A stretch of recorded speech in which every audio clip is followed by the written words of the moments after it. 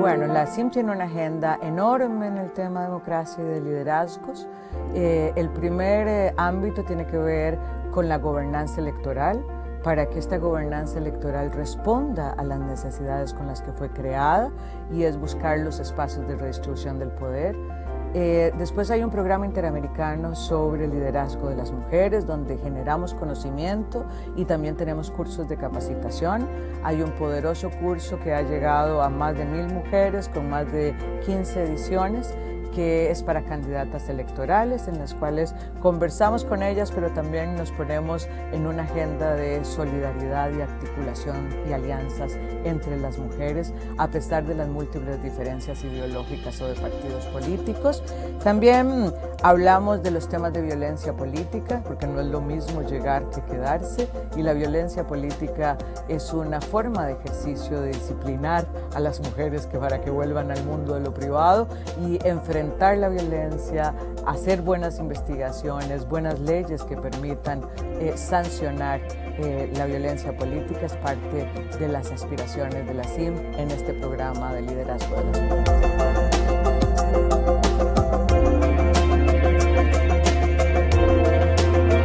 La aspiración histórica de las mujeres es estar en el mundo del público, que nuestro trabajo sea remunerado y que tenga un reconocimiento. COVID ha puesto en evidencia una profundización de las brechas existentes para el logro de este objetivo. Estas brechas existentes ahora dan cuenta de que podríamos tener un rezago de más de 2 décadas en el mundo laboral, que el cierre de brechas que se previó que podía tardar 100 años en cerrarse, ahora se habla de 135 años para cerrar la brecha entre los hombres y las mujeres. Entonces, nuestro objetivo es que miren el derecho de las mujeres al empoderamiento económico, que el statement "quédate en casa", que es un viejo conocido del patriarcado, no sea que nos quedemos en casa siempre, y que entendamos que la inserción de la mitad de la población, de este talento humano que tiene una serie de ventajas competitivas, es necesario para el crecimiento económico.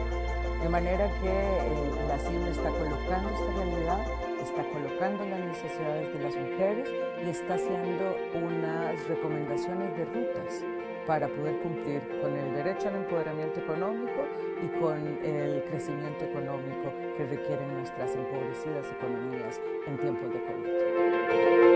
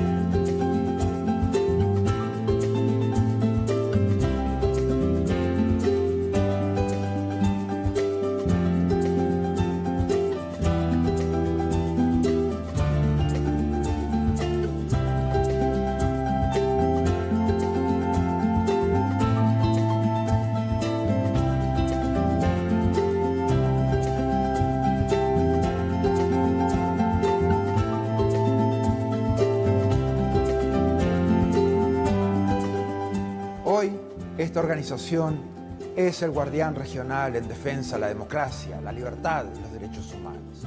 Los países se han comprometido con estos valores a través de instrumentos legales como la Carta Democrática Interamericana, la Convención Americana de Derechos Humanos y todas las demás convenciones interamericanas. Nuestro trabajo es mantener los más altos estándares. Debemos ser objetivos, analizar los hechos, denunciar cuando veamos corrupción, inequidad o amenazas a la libertad. En esos casos no podemos ser neutrales.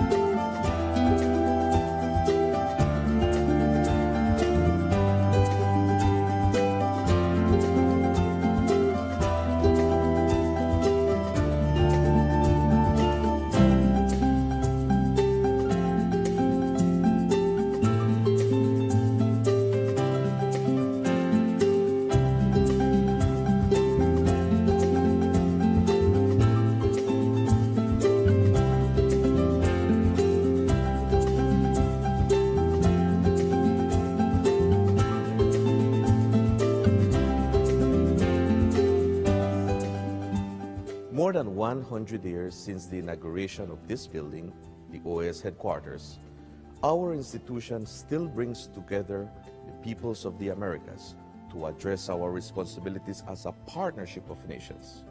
As we look to the future, our work must also focus on the construction of a positive agenda that continues to favorably impact millions of lives every day.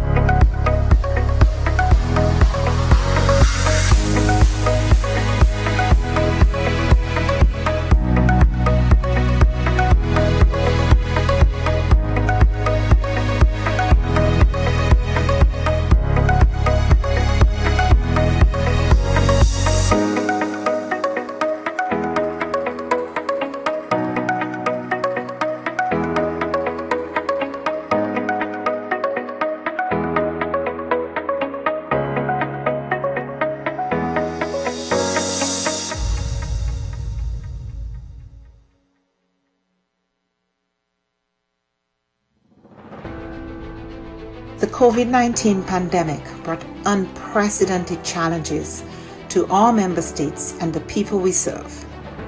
In response, the OAS Secretariat for Integral Development adopted a three-pronged approach by 1. Adjusting our portfolio of existing projects, 2. Exploring new projects to meet emerging needs, and 3. Expanding multi-sectoral partnerships.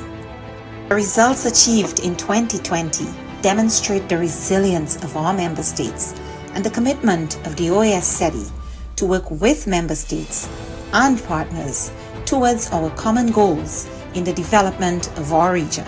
Our Network on Competitiveness launched the COVID-19 Ideas Accelerator, sharing 250 tools, health solutions, responses, and recovery plans.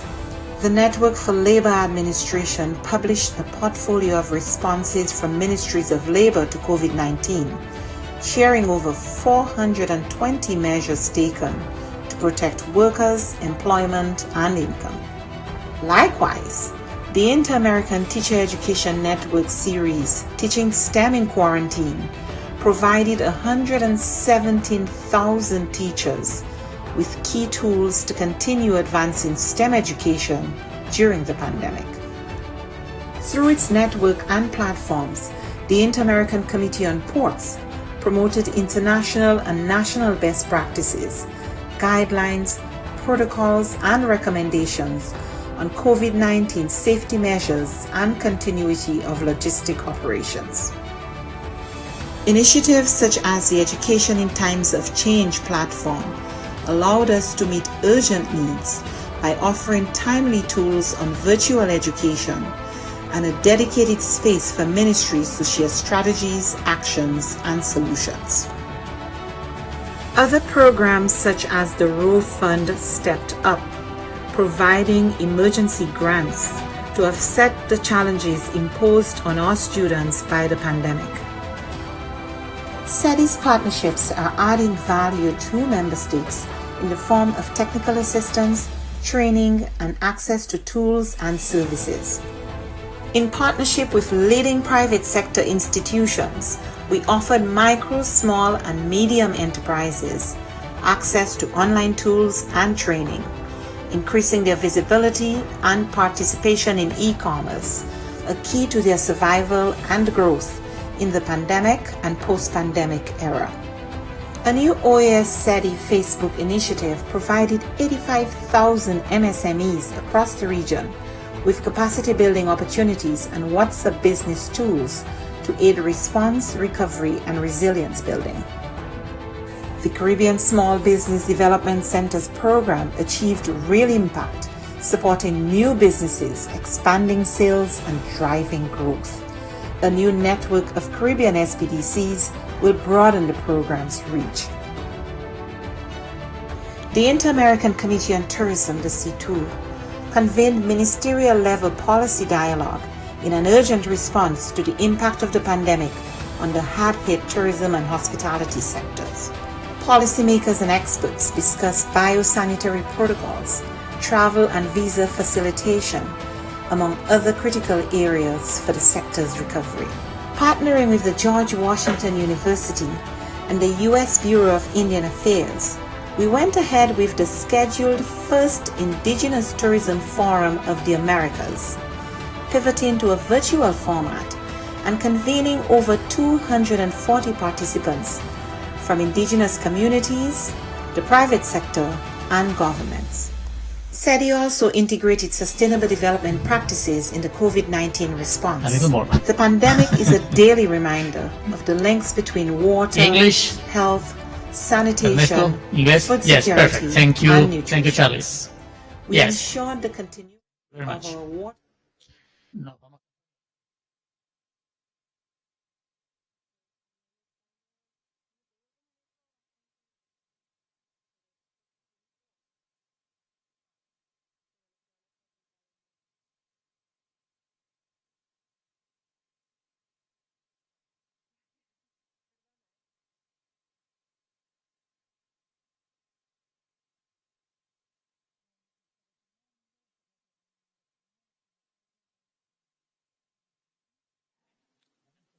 Ok, espero.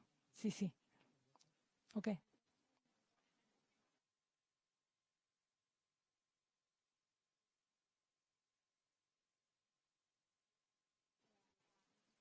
Ok. Salida. Si me escuchan, podemos ver inglés nuevamente.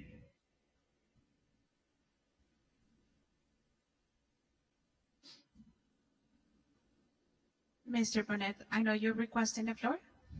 No, perfect. ¿Podemos probar nuevamente con la cabina de inglés? Por favor. Well, I was just registering, so making sure that Haiti is present. Thank you. Perfect. Thank you very much. Ahí tenemos inglés. ¿Está bien? Ya, estamos bien con inglés y estamos bien con el español. Gracias. Nos vamos a portugués. Cabina de portugués. Mirna, Perfeito, Mirna, tudo bem. Deixa eu experimentar com webcast. Tá bem, né, Reto? Português? Listo. Muito bem, não, tá bem. Muito obrigado. Vamos a la segunda cabina de portugués.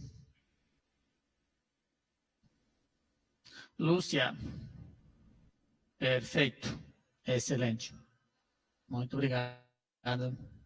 Y ahora nos vamos a francés.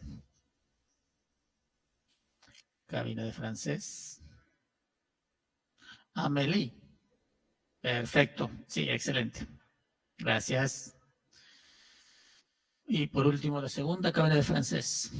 Catherine.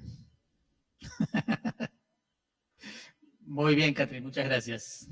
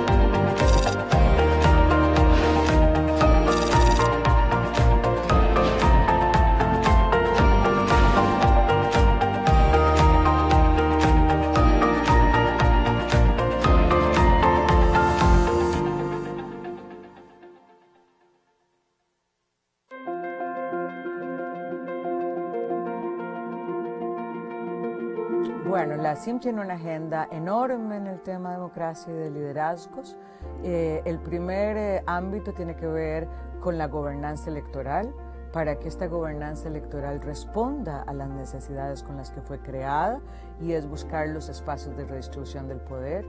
Después hay un programa interamericano sobre liderazgo de las mujeres, donde generamos conocimiento y también tenemos cursos de capacitación. Hay un poderoso curso que ha llegado a más de 1000 mujeres con más de 15 ediciones, que es para candidatas electorales, en las cuales conversamos con ellas, pero también nos ponemos en una agenda de solidaridad y articulación y alianzas entre las mujeres, a pesar de las múltiples diferencias ideológicas o de partidos políticos.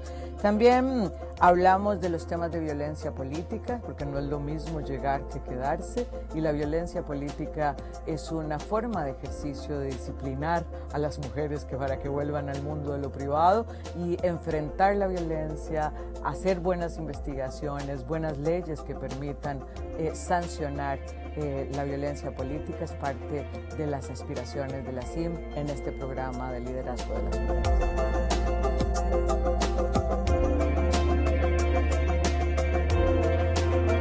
La aspiración histórica de las mujeres es estar en el mundo de lo público, que nuestro trabajo sea remunerado y que tenga un reconocimiento. COVID ha puesto en evidencia una profundización de las brechas existentes para el logro de este objetivo. Estas brechas existentes ahora dan cuenta de que podríamos tener un rezago de más de 2 décadas en el mundo laboral, que el cierre de brechas que se previó que podía tardar 100 años en cerrarse, ahora se habla de 135 años para cerrar la brecha entre los hombres y las mujeres. Entonces, nuestro objetivo es que miren el derecho de las mujeres al empoderamiento económico, que el statement "quédate en casa", que es un viejo conocido del patriarcado, no sea que nos quedemos en casa siempre, y que entendamos que la inserción de la mitad de la población, de este talento humano que tiene una serie de ventajas competitivas, es necesario para el crecimiento económico. De manera que la CIM está colocando esta realidad, está colocando las necesidades de las mujeres y está haciendo unas recomendaciones de rutas para poder cumplir con el derecho al empoderamiento económico y con el crecimiento económico que requieren nuestras empobrecidas economías en tiempos de COVID.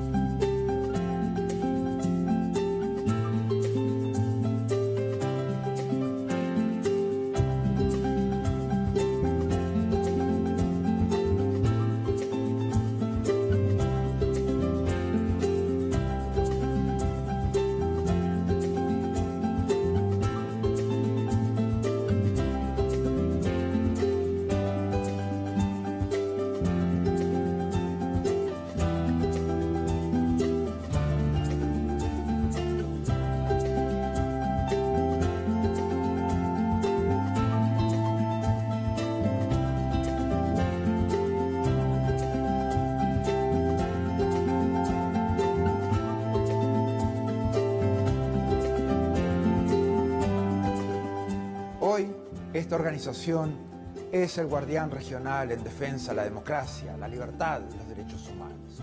Los países se han comprometido con estos valores a través de instrumentos legales como la Carta Democrática Interamericana, la Convención Americana de Derechos Humanos y todas las demás convenciones interamericanas. Nuestro trabajo es mantener los más altos estándares. Debemos ser objetivos, analizar los hechos, denunciar cuando veamos corrupción, inequidad o amenazas a la libertad. En esos casos no podemos ser neutrales.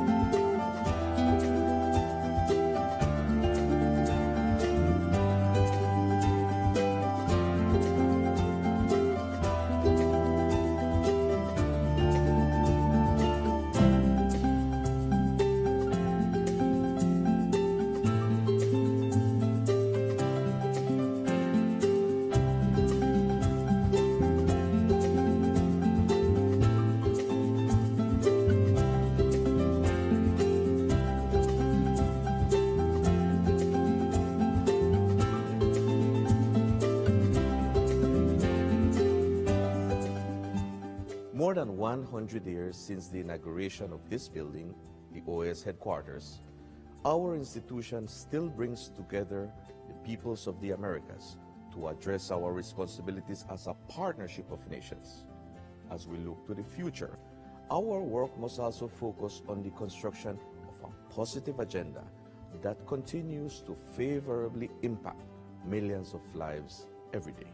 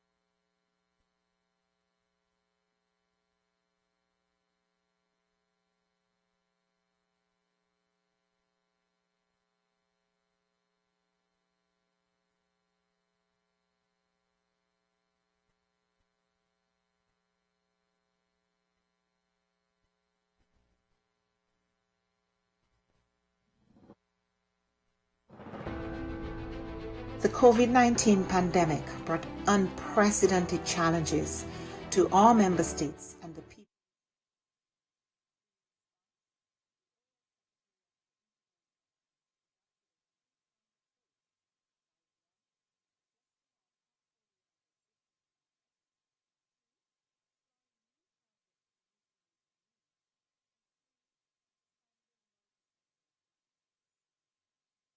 Results achieved in 2020 demonstrate the resilience of our member states and the commitment of the OAS SETI to work with member states and partners towards our common goals in the development of our region. Our Network on Competitiveness launched the COVID-19 Ideas Accelerator, sharing 250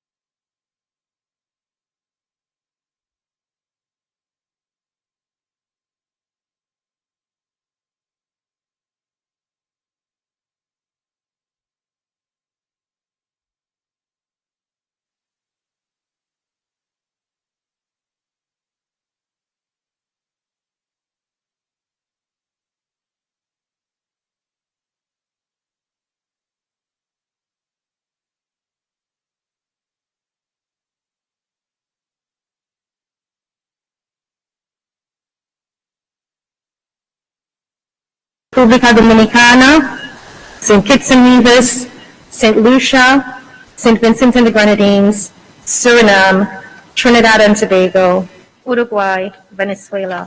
Mr. Chairman, this meeting has quorum. Thank you.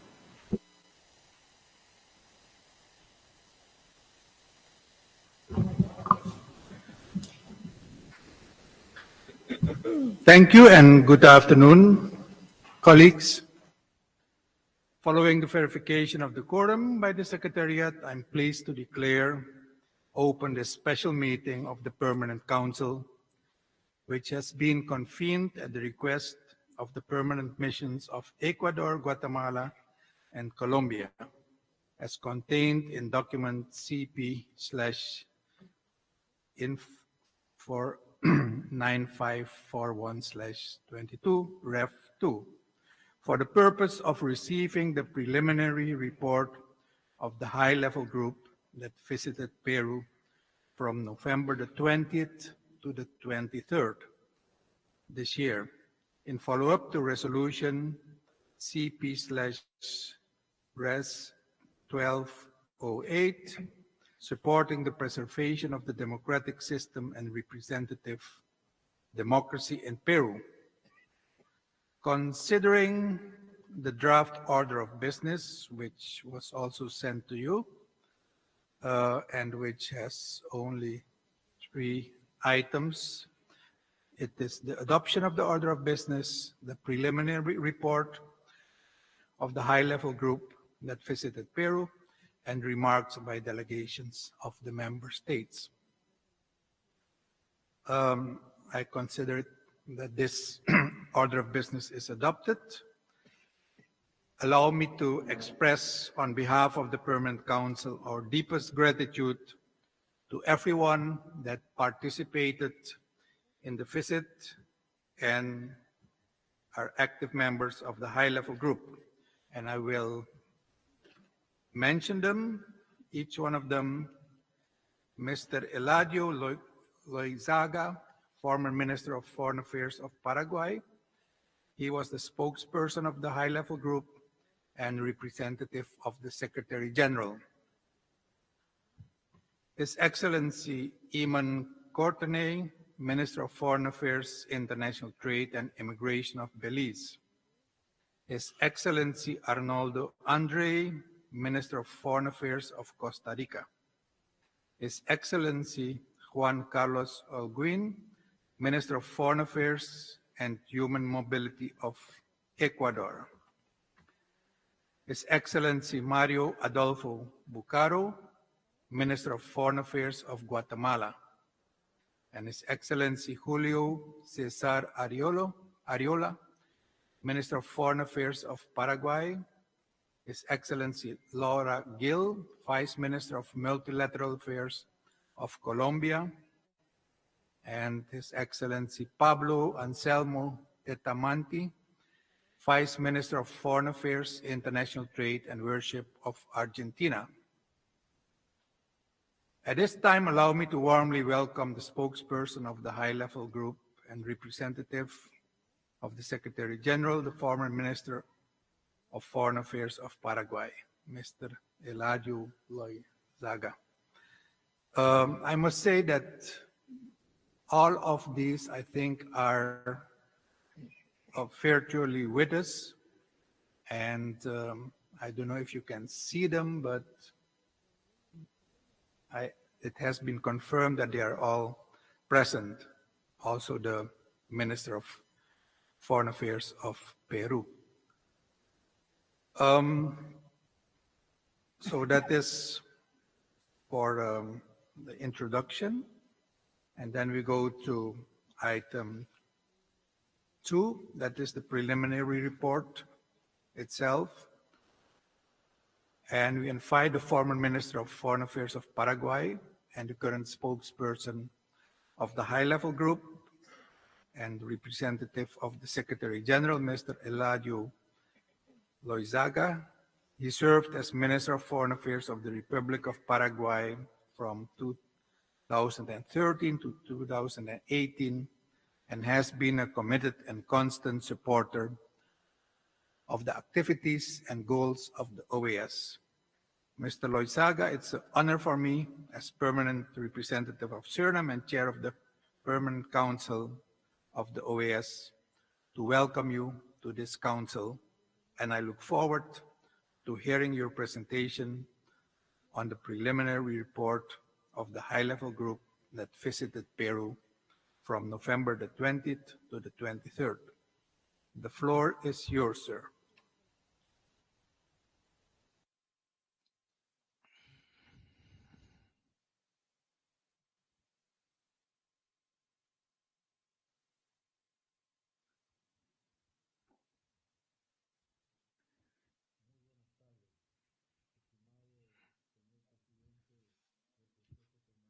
Good afternoon, Mr. Distinguished Chairman of the Permanent Council, Ambassador Martin Schalkwijk, Permanent Representative of Suriname, Secretary General Luis Almagro, Cesar Landa, Foreign Minister of Peru, Assistant Secretary General Nestor Mendez, distinguished foreign ministers and vice foreign ministers of the high-level group, ambassadors, permanent representatives, ladies and gentlemen. Allow me to present the preliminary report on behalf of the high-level mission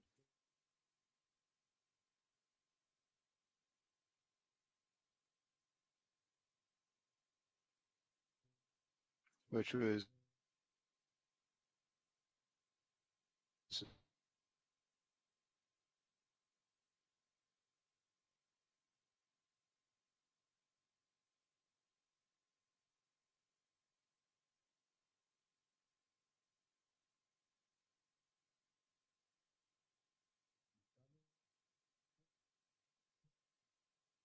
General Theos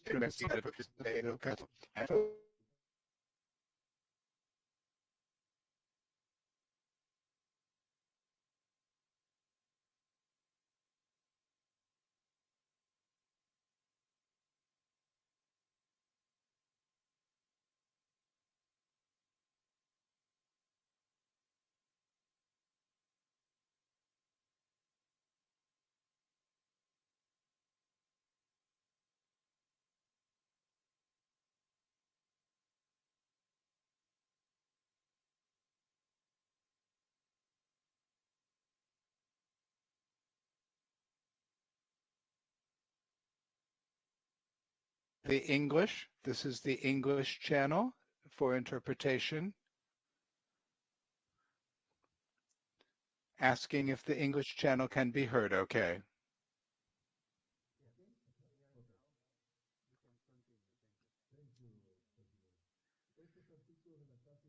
These articles of the Inter-American Charter note Article 17, when the government of a member state considers that its democratic, institutional, and political process is at risk, or its legitimate exercise of power is at risk, it may turn to the Secretary General or the Permanent Council to request assistance for the strengthening and preservation of the democratic institutional framework.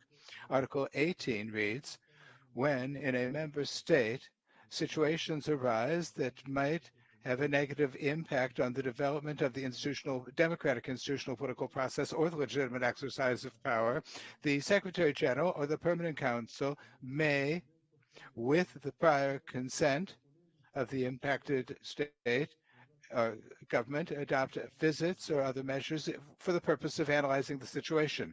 The Secretary General shall provide a report to the Permanent Council, which shall collectively assess the situation and, if necessary, may adopt decisions aimed at preserving the democratic institutional framework and strengthening thereof.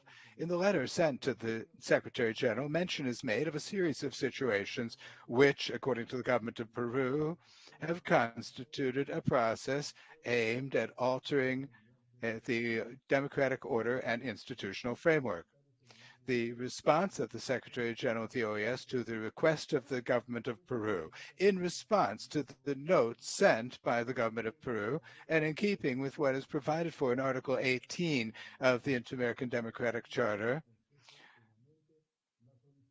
the request of the government of Peru was forwarded to the Permanent Council so that it could take stock of that document and proceed to analyze the situation and decide upon visits or other measures deemed necessary. Similarly, the Secretary General asked that a special session of the Permanent Council be convened. It was held on 20 October. Permanent Council October 20th session. At the special session held on October 20th of 2022 in the Hall of the Americas, there were two presentations made by Commissioner Eduardo Stuardo Ralón, first Vice President and Rapporteur for Peru of the Inter-American Commission on Human Rights, and by Mr. Cesar Rodrigo Landa Arroyo, Minister of Foreign Affairs of the Republic of Peru.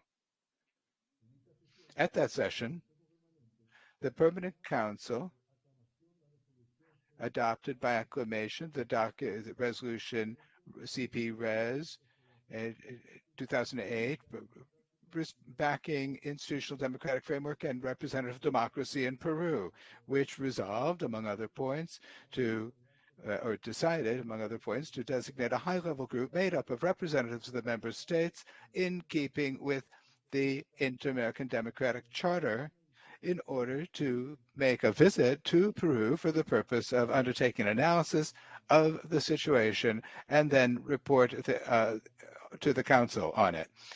Pursuant to the resolution adopted and the efforts of the Organization of American States to support the member states in strengthening their democratic institutions, on 28 October, the Permanent Council of the OAS announced the composition of the high-level group that will analyze the situation in Peru, for which the following representatives were designated: Mr. Santiago Cafiero, Minister of Foreign Affairs and International Trade and Worship of Argentina; Mr. Iman Courtney, Minister of Foreign Affairs, International Trade and Immigration of Belize; Mr. Juan Carlos Holguín, Minister of Foreign Affairs and Human Mobility of Ecuador; Mr. Mario Adolfo Bucaro, Minister of Foreign Affairs of Guatemala; Mr. Julio Cesar Arriola, Minister of Foreign Affairs of Paraguay; Ms. Laura Gil, Vice Minister of Multilateral Affairs of Colombia; Mr. Enrique Breler, Vice Minister of Foreign Affairs of Costa Rica; Mr. Eliado Loizaga, former Foreign Minister of Paraguay, and representative of the Secretary General.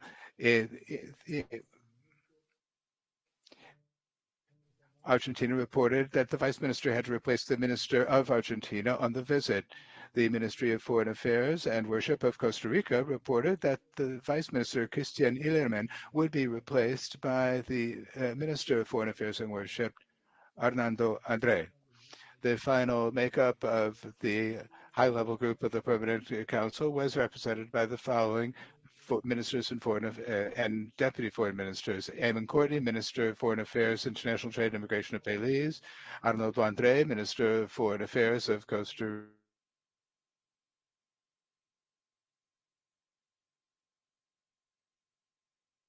Rica; Mr. Juan Carlos Holguín, Minister of Foreign Affairs of Guatemala; Mr. Arriola, Minister of Multilateral Affairs of Colombia; Mr. Pablo Anselmo Tetamanti, Vice Minister of Foreign Affairs, International Trade and Worship of Argentina; Eladio Loizaga, former Foreign Minister of Foreign Affairs of Paraguay, spokesperson or representative of the Secretary General of the OAS. Objective of the high-level group visit: the resolution CB/Res 1208 is to support democratic institutional framework and representative democracy in Peru, approved by the Permanent Council at the special session held on October 20th of 2022. Mandate was to designate a high-level group made up of representatives of the member states in keeping with the Inter-American Democratic Charter to carry out a visit to Peru with the aim of undertaking an analysis of the situation and then report on that to this council. The objective of the high-level group is to implement the resolution which in its operative section states, 1, express its solidarity with and backing for the democratically elected government of the Republic of Peru and its support for preserving the democratic institutional framework. Make an appeal to all actors so that their actions fit within respect for the rule of law, recognizing that Article 12 of the Inter-American Democratic Charter establishes that the effective exercise of representative democracy is the basis of the rule of law and constitutional regimes of the member states of the Organization of American States.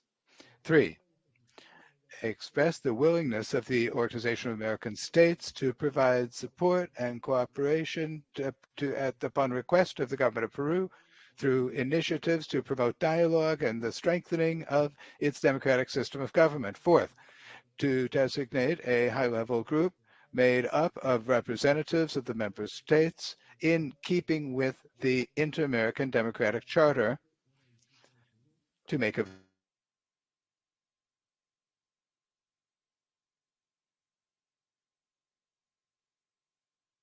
visit to Peru with the aim of making recommendations to adheres in the different meetings with the different actors or stakeholders with impartiality and the utmost objectivity. Activities carried out by the high-level group of the OAS. The high-level group arrived in Peru on November 20th and had a working agenda from November 20th to 23rd, 2022. 29 meetings were held for the purpose of hearing from the largest number of representative voices of Peru. All of the meetings were held in a climate of marked by cordiality and with respect for the Constitution, sovereignty, the rule of law, the institutions, and above all else, the Peruvian citizenry. The mission met with the President of the Republic, the Vice President, and part of the cabinet, the Speaker and Deputy Speaker of the Congress, the head of the Judiciary, and 2 members of the Supreme Court, the President and 5 judges from the Constitutional Court, the Attorney General, the 13 legislative groups represented in Congress, the legislators not in any group, electoral authorities, the Human Rights Ombudsman, the Peruvian Bishops' Conference, professional lawyers organizations, journalists organizations, trade union federations, and civil society organizations. Findings of the high-level group of the OAS. The findings that are listed next stem from the information provided to the group in the course of the 29 meetings held with different government, public, private offices, as well as civil society organizations. The appointments or the citations make no personal references. The high-level group concludes that what it describes places at risk the democratic institutional framework in Peru. First, democratic instability. All of the actors interviewed highlighted the existing instability, which makes it difficult to govern and to address the most urgent matters in the country. At the origin of the situation, the origin of the situation is to be found in a combination of factors, among which mention was made of the high level of fragmentation of the political forces, the constant changes in the composition of the cabinet, the questioning of the appointment of certain officials considered not suitable, the obstruction of the exercise of power with different repeated calls for cutting short the term and bringing forward elections. The number of presidential vacancies, 3, the dissolution of the Congress of the Republic, the investigations that have been instituted into the president and other members of the executive branch, the absence of any dialogue among the main political players. There are accusations back and forth as between the different branches of government that the risks of governance reside in the other branches and not in their own. Each branch of the government blames the others for provoking the lack of governability. The group heard with concern expressions such as, in Peru, there's a reserved prognosis, and Peruvian democracy is in intensive care. The group also takes note of the confrontations among the different branches of government and sectors of power and the lack of majorities to be able to have a breakthrough in the Congress. Second, a highly polarized environment. The polarization is reflected in internal struggle as among the branches of government and in different regions of the country. This is leading to an ever greater confrontation in Peruvian society, which may have a negative impact on the normal institutional operation and generate greater conflict and division in Peruvian society. In the words of one of those interviewed, at this time, there is a civil war as among the public institutions. Various actors express the consequences that the polarization could have in the short and medium term, including the public statements as between those in favor and against the government, which could compromise social peace. Several sectors mentioned the proliferation of arms in the deep Peru, referring to the areas that are furthest from and most remote from the capital. According to information collected by the group, the polarization is expressed as between different branches of government and in different regions of the country. The group was alerted by some of those interviewed that in the face of possible decisions adopted by the branches of government, there might be violent incidents by different social groups. Three, permanent harassment and confrontation as among different branches of government or power center. This has led to a growing loss of credibility among the population who see different powers in the state or branches of government as actors who are not thinking of the well-being of the population. There's mutual questioning and confrontation as among different bodies of government, and this can be attributed to there being a reciprocal or mutual distrust among different political actors who accuse one another. There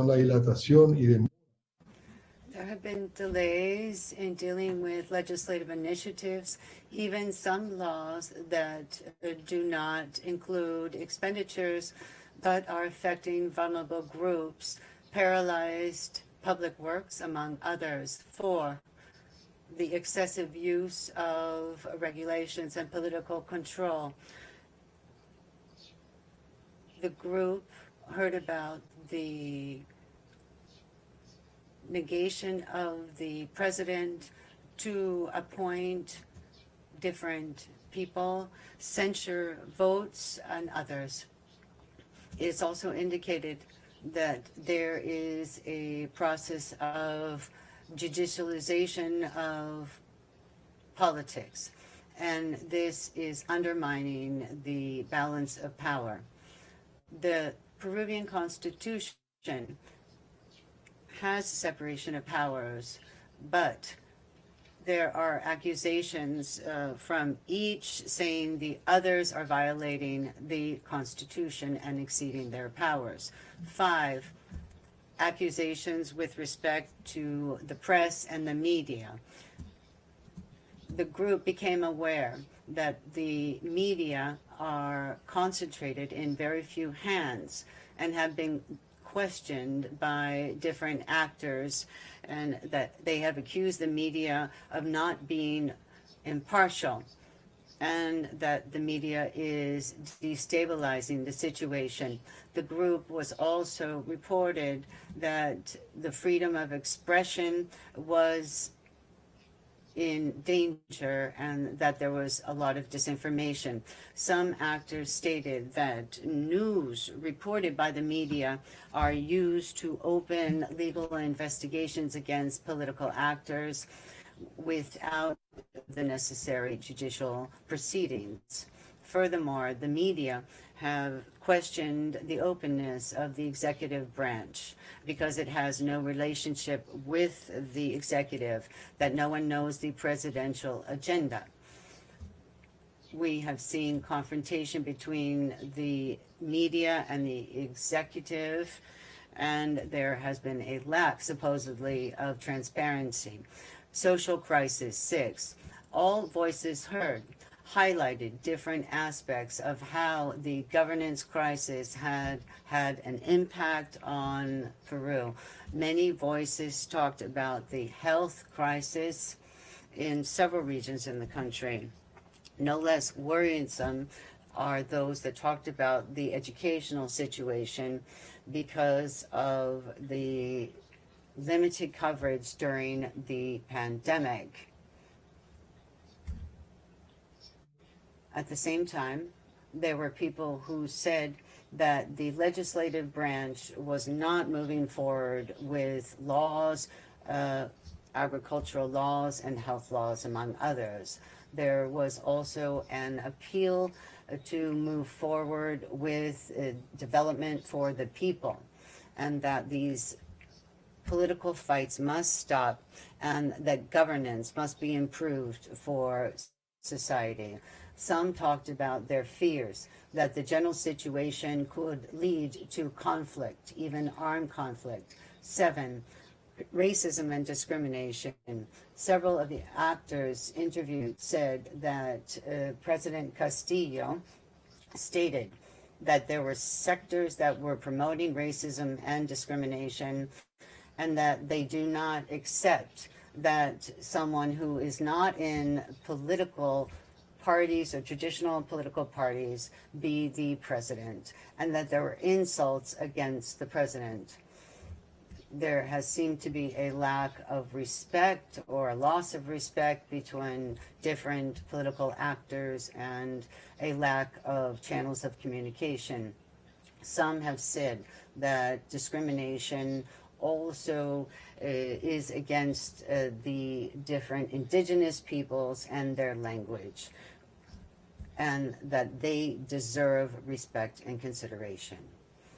The high-level group was also informed of the undermining of different gender-based laws and that there have been attacks on women. This is intolerable. 8, the commitment to dialogue. The actors who were interviewed also stated that they wanted to enter into a dialogue and that this is part of the democratic exercise. However, representatives of fundamental institutions highlighted that this dialogue cannot be held with their counterparts.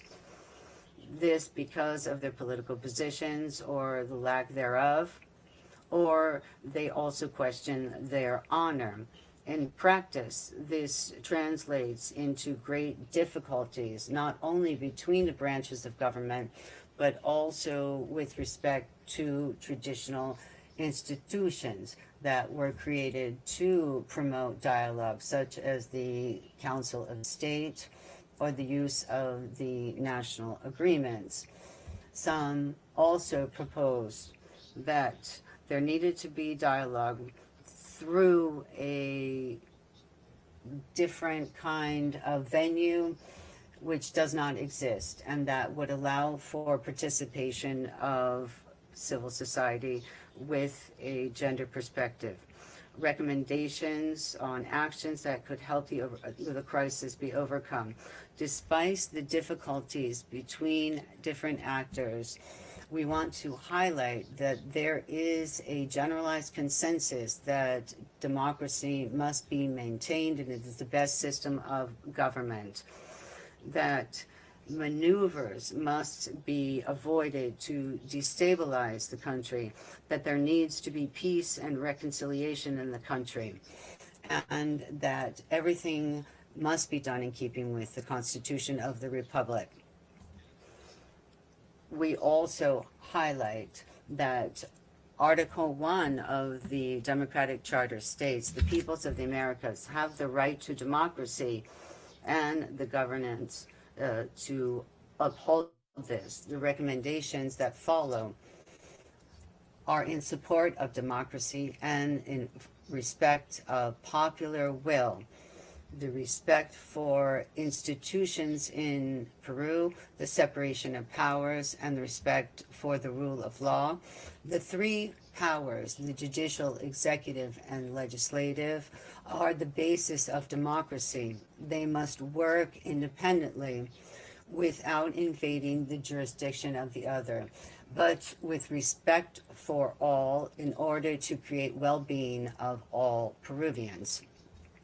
Those interviewed presented different options which they thought could help resolve the political crisis in the country. This would include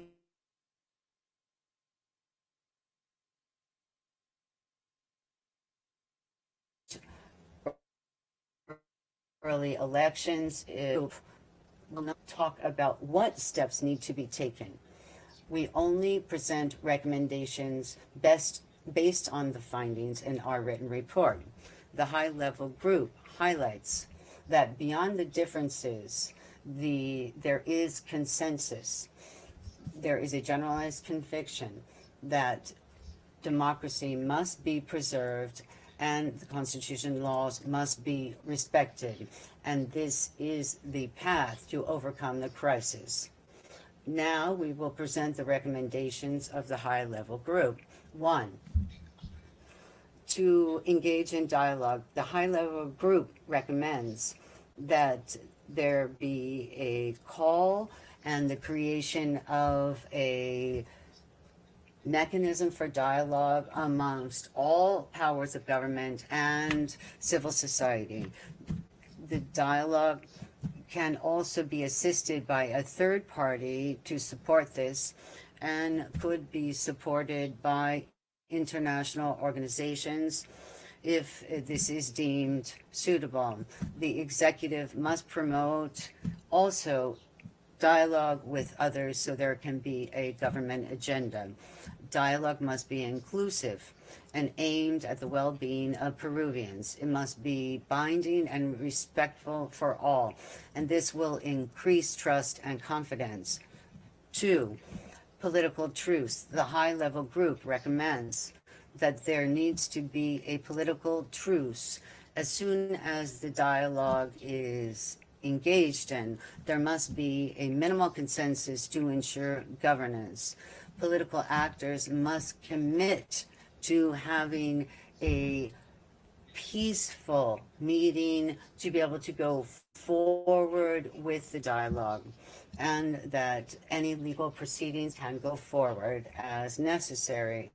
3, the judicial system has a constitutional court, and this in keeping with the Constitution, which provides for legal proceedings.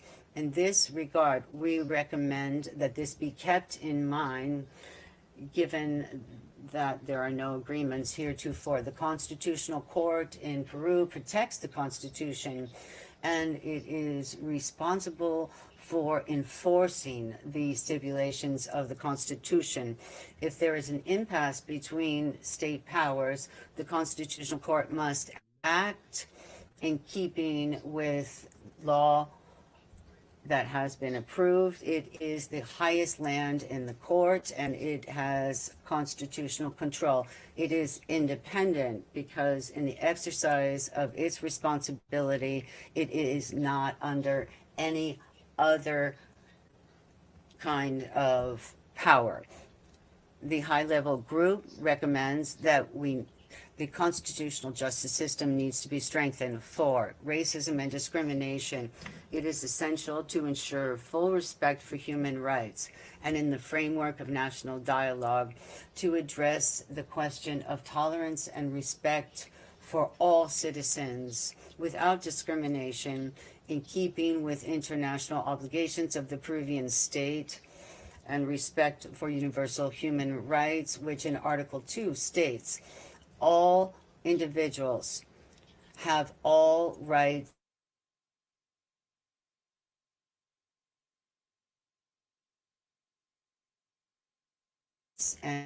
and freedoms proclaimed in language, political opinion, or national origin, or social origin, economic position, birth, or any other condition. the Peruvian state signed in the Inter-American Convention Against Racism, and this has not been ratified, however, and it must comply with it nonetheless. 5, freedom of expression and freedom of the media. As established in the Inter-American Democratic Charter, respect for fundamental freedoms is essential in representative democracy. The high-level group calls upon everyone to promote freedom of expression in a responsible, impartial way with respect for all. The lack of objectivity and truthfulness, which can characterize some media, is not a justification to make declarations and statements which undermines the fundamental right to expression. Chair, Secretary General, foreign ministers, permanent representatives, the information in this preliminary report will be later distributed once it is finalized. This preliminary report was made due to the crisis in Peru. Before I conclude, I want to thank the different public institutions and private institutions, civil society, the media, the church, and all powers in Peru for the time that they devoted to us during our meetings and the valuable information that they shared with us, which we considered for the preparation of this report that was just made. We would also like to thank the Foreign Ministry of Peru for inviting us. The Foreign Ministry supported us logistically in every other way so that the high-level group could carry out the task that it was given. We also thank everyone who was involved in this important task. It was a privilege to lead up this group. I'd like to thank the Secretary General, Luis Magro, for having designated me as his representative for this important mission, and I appreciate his trust in me. Thank you very much.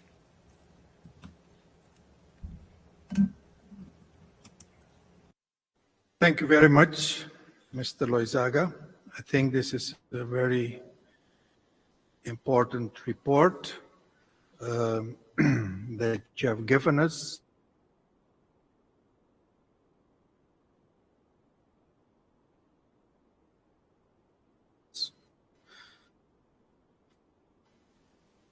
Which came out of the 20 people, including all branches of government. We have heard the findings and recommendations, and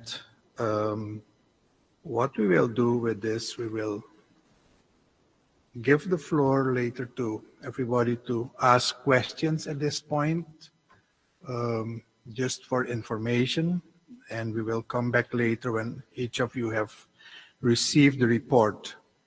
But for now, I will give the floor to Mr. of Foreign Affairs of Peru. Minister, you have the floor.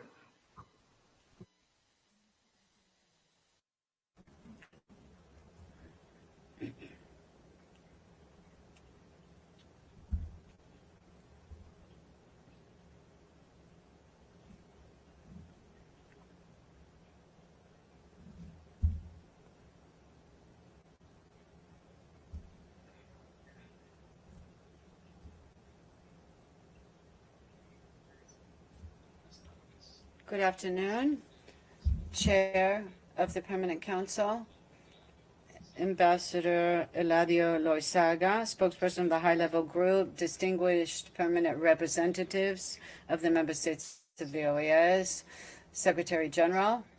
I'd like to first of all thank you for convening this special session of the Permanent Council of the Organization of American States, as well as the presence and participation of each one of you. In this framework, I would also like to especially thank Juan Carlos Holguin, the Minister of Foreign Affairs and Human Mobility of Ecuador, and also Mario Adolfo Bucaro, Minister of Foreign Affairs of Guatemala, who asked for the celebration of this urgent meeting in which we have heard the valuable report of the high-level group, which was created based on the prior agreement of this permanent council in order to preserve democratic institutionality and representative democracy in Peru. I also would like to thank the permanent mission of Colombia. I would like to state once again that the Peruvian government appreciates the work done by the high-level group during the visit that they made recently to our country. At that time, their distinguished members were able to see firsthand the different opinions and stances that exist with respect to the political and institutional situation that exists in Peru. I would also like to thank the concern and attention that the high-level group has provided and has followed up on events that happened after their visit, and also the statements that they have made in favor of inclusive dialogue and an agreement which will allow Peru to preserve its institutions and democratic governance. We have heard and listen carefully to this statement and report by Eladio Lozaga, the spokesperson of the high-level group, who we thank, and also the relevant interventions presented in his diagnosis and recommendations of the high-level group. Excellencies, we have taken due note of the recommendations made, and we trust that all actors and institutions at a national level will take these on based on the actions that we must take for the well-being of our country. The executive branch would like to say that we appreciate the valuable contributions made by the high-level group and that we are willing to evaluate and implement the different options that are most appropriate based on the suggestions made that will allow Peru to overcome this political crisis in a context in which democracy and the well-being of our people are at risk. And so it is imperative to focus all our efforts to address the needs of our people, and the international context has made them even more complex. In keeping with the Article 2 of the Inter-American Democratic Charter, the effective exercise of representative democracy is the basis of the rule of law and constitutional regimes of the OAS member states. For Peru, the strengthening of the rule of law and democracy is a policy, a state policy, and this must be at the service of our citizens. In keeping with this spirit and looking forward to peace and peaceful coexistence for all Peruvians, we appreciate the contributions of the high-level group and this permanent council, and we appreciate the solidarity of the countries in the hemisphere who have been following closely the situation in Peru and have been providing their support so we can overcome the challenges that the Peruvian people are facing. Thank you very much. Thank you very much, Minister Cesar Landa of Peru. I also saw our ambassador there, Vice Chair of the Permanent Council, sitting there with you. Thank you for your words and appreciation of this high-level group. I don't know if there's anyone else from the high-level group that at this point wants to say something. The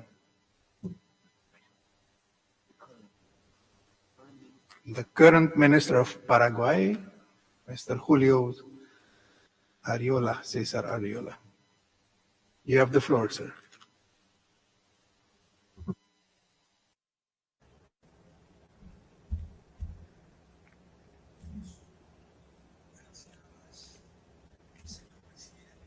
Thank you, Chair of the Permanent Council of the OAS, Ambassador Martin Chalwik, Permanent Representatives of Suriname, members of the high-level group,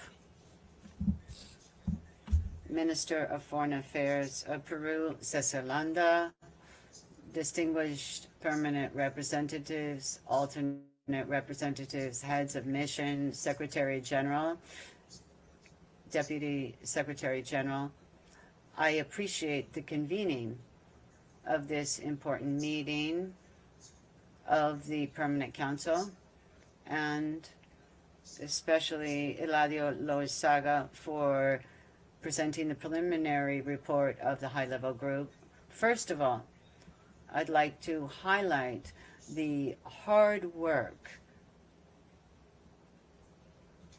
of everyone who participated and made this mission successful.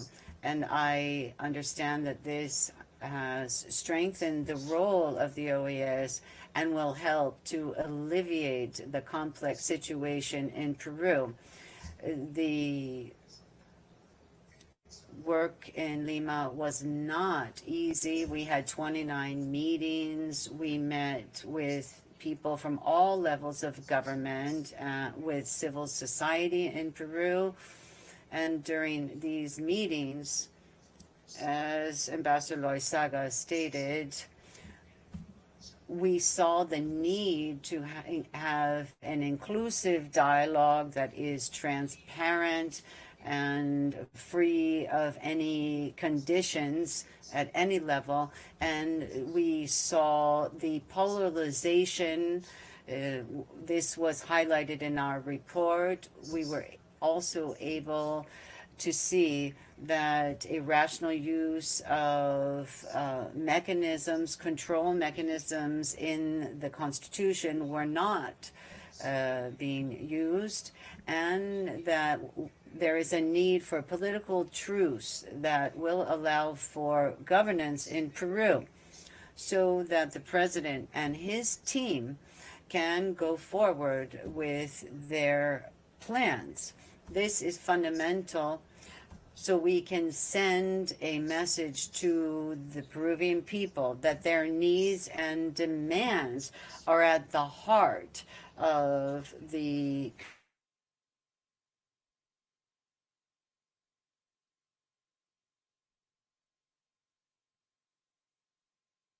concerns of political actors, and that many people would like to speak. I hope that the OAS will continue to support and monitor closely the situation in Peru in order to show that we are united and that we support the Peruvian people. Thank you for giving me the floor, Chair, and for this opportunity to speak. Thank you very much. And you have highlighted some very important aspects which give more insight in this report and in the mission. I see that Mr. Loizaga also wants to say something, and he has the floor now.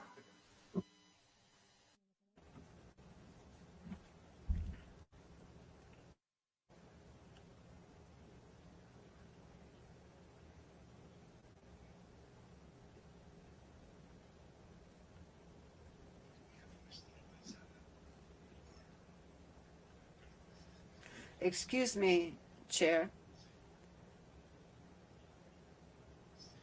Yes. Yes, can you hear me? Chair, excuse me for taking the floor again. I just wanted to ask whether the foreign ministers from the group, if they want to take the floor, I hope they can. And I would like to thank you on behalf of the high-level group. We want to thank everyone who came with us and supported us in our mission, the mission that we are concluding today with the presentation of this report. Thank you. Thank you once again. I don't know if there are other ministers who would like to say something. I must say that the OAS has sent, I think, a strong delegation to Peru, consisting of 7 ministers and vice ministers. And I must add that all of them made their time available and their countries allowed them to do so. So that's a very good support. And I think that every country paid for their own expenses, which is very helpful as well. So thank you very much for this commitment and for this contribution. I will now open the floor to delegations to ask questions of information. As I said, we will come back to this topic when we have the report. But this is mainly if you have direct questions to the high-level group for clarification or information. So the floor is open.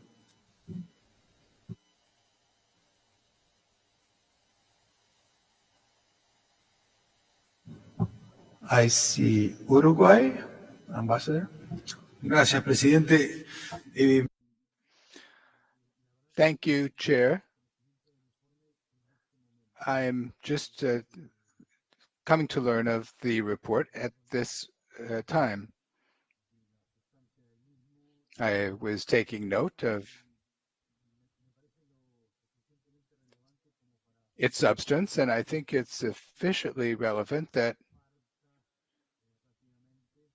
well, insofar as possible, that it be distributed quickly, because it's not the same thing to receive a oral report like we've just heard as it is to have it on paper. To have it on paper, to have the file on our computer is going to allow us to get into it much more. The only thing is that I come away with a sense of a constructive sense. I imagine it's not been a simple task, 29 meetings, a very high-level group. But it seems to me the question one must ask, at least it's the question I ask myself, is, and now what next? And if I'm not mistaken, I don't have the report, but it's my understanding from what I've heard that after looking at the different obstacles, frictions, and difficulties, it suggests that the dialogue be channeled, that one should work on the chapter of the so-called truce and constitutional situation and so forth. I wanted to ask you, Chair, whether the idea is, and I ask this with total frankness and honesty and not aware of anything else. I have no information other than the information I've just received at this time. If the idea is to continue, for the group to continue, it's my impression personally, well, it's my understanding that the dialogue mechanism has to go forward. I don't know how or what format has been thought through, and whether the group itself, and I don't really want to inquire too much or be any bother, but I ask whether the high-level group itself has some idea, some notion, or some path forward in this respect. Thank you, Chair. Thank you, Ambassador, and I give the floor to Colombia.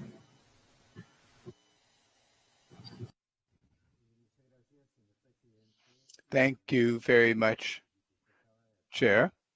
And apart from the request that was just formulated by the Ambassador of Uruguay, which is waiting for a response here in the group, we would like to welcome the presentation made by the spokesperson of the high-level group and spokesperson for the Secretary General, Eladio Loizaga, former Foreign Minister of Paraguay. Now, based on this preliminary report of the visit that was undertaken November 20th to 23rd, and which reveals the commitment and the effort of all of its members to provide the support requested to promote dialogue and to strengthen democratic government in our sister country of Peru.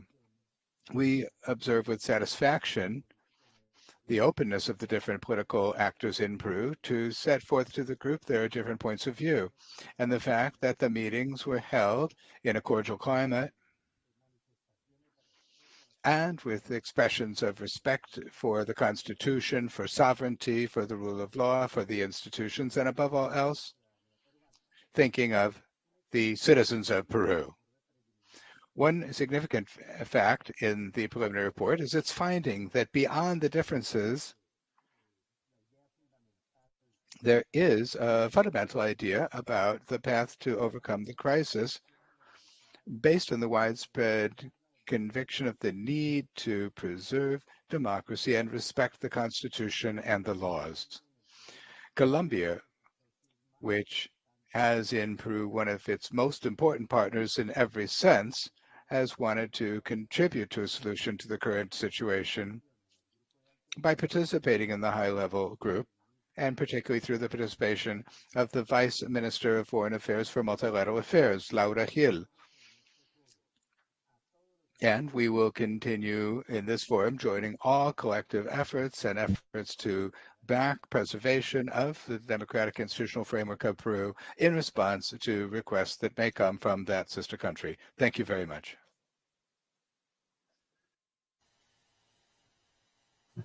Thank you very much, Colombia. Are there any other speakers at this moment? Chile? Gracias, presidente. Thank you, Chair. Chile welcomes the preliminary report that we've just heard, as well as the whole set of events that have unfolded as of the request of the Peruvian government to create a high-level commission to visit that country. That's in keeping with Article 4 of the Inter-American Democratic Charter. We greatly value the work done prior to, during, and after the visit of the group, and we recognize the preliminary report presented by Eladio Loizaga, spokesperson for the group. We acknowledge the work done and we praise it. Our view, which is known here, is that the problem of democracy should always be addressed with more democracy, never with less. That is why we find the calls to dialogue, truce, and understanding highlighted in the report we just heard very positive. We also join the request to circulate the text as far as this is possible, Chair. Thank you very much. Thank you very much, Ambassador of Chile. Any other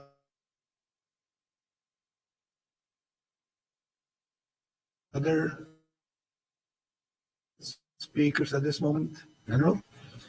Gracias, señor presidente.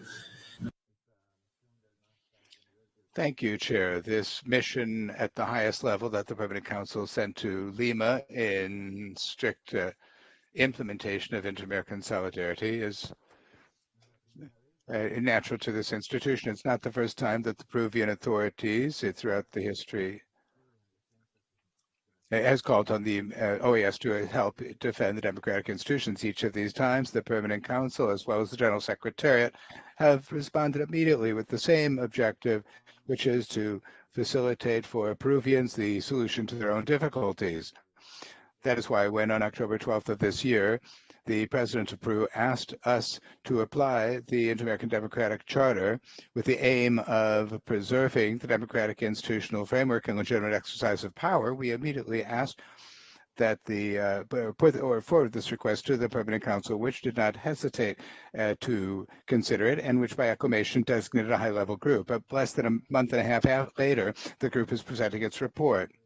This mission cannot be seen outside of the fundamental purpose that brings us all together in the framework of the OAS, for which only the OAS offers the institutional legal framework for the jointly defending the constitutional rule of law in our countries. We thank those who have carried out this mission, the rank of its members, and the symbol of this regional commitment to Peruvian democracy. We especially value the findings of the group, and there are very much so elements of concern. There being a reserved prognosis in Peru, that Peruvian democracy finds itself in intensive care, that there's a civil war underway among public institutions, that there's a permanent harassment and confrontation among different branches of government. This notes, this expresses the various elements that were expressed when it was noted that there's a need to preserve democracy and democratic institutions and the legitimate exercise of power. These are matters which we believe should be considered in an upcoming Permanent Council meeting and a resolution in this regard, having to do with a truce that would make it possible for the institutions to do their work. A 100-day truce that would make it possible to address this question of the institutions and as a solution. A profound dialogue between institutions and political and social actors in the country.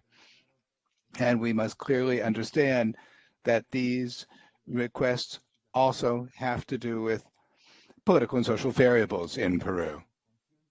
We are aware that this marks the beginning of an effort, and obviously, in the context of this mission performing its functions, the different political parties in Peru should stop innovating and stop engaging in acts that have a negative impact on the current institutional framework. Thank you very much, Chairman.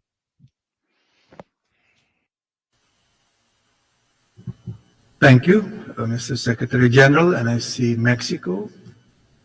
Ambassador. Gracias. Thank you, Chair. I don't know why, but the system wasn't allowing me to ask for the floor. Thank you. My delegation is grateful for and takes note of the preliminary report on the visit to Peru of the high-level group of the Permanent Council. This pursuant to paragraph 4 of the resolution, backing for democratic institutions and representative democracy in Peru, adopted by the Permanent Council on 20 October at the proposal of the Permanent Mission of Peru. My delegation acknowledges the high-level group for its constructive work, very much in line with the purposes and principles set out in the OAS Charter and the Inter-American Democratic Charter, which is reflected in the preliminary report that we have heard and also in the press releases that were issued, where there is an appeal to dialogue that is directed to all political actors in the country. It underscores that the meetings held during the visit unfolded in a cordial climate and a climate of maximum respect for the Constitution, sovereignty, the rule of law, the institutions, and the citizenry of Peru. An example of what should be the basic norm for action in this organization. Mr. Chairman, I'd like to report that last week in Mexico City, the Summit of Presidents of the Pacific Alliance was to be held in Mexico City. Peru was going to become the president or chair of that group. Nonetheless, as there was a lack of authorization for President Pedro Castillo to be able to attend, the President of Mexico proposed that this meeting be held rather in coming days in Lima, Peru, so that President Castillo, who was democratically elected by the Peruvian people, can come to preside this major regional integration mechanism that is currently chaired by Mexico. Thank you, Chair. Thank you, Ambassador of Mexico. And I thank all of you for your preliminary comments. I know that it's preliminary because we will circulate the report as soon as possible. And we will come back to this at the next PC so that we can do some follow-up. But then you all have read it, and we can have a more thoughtful debate on this report. I want to once more thank the high-level group that went to Peru on behalf of the OAS Permanent Council. And I have mentioned already that it was a strong group, and they have made, I think, a very important report. And it's now up to us. They have done their job. So it's up to us to do some follow-up work with this. And as I said, we will do that at the next Permanent Council meeting. And by this, we have concluded the order of business of this special meeting. and the comments made today will be recorded in the minutes of the meeting.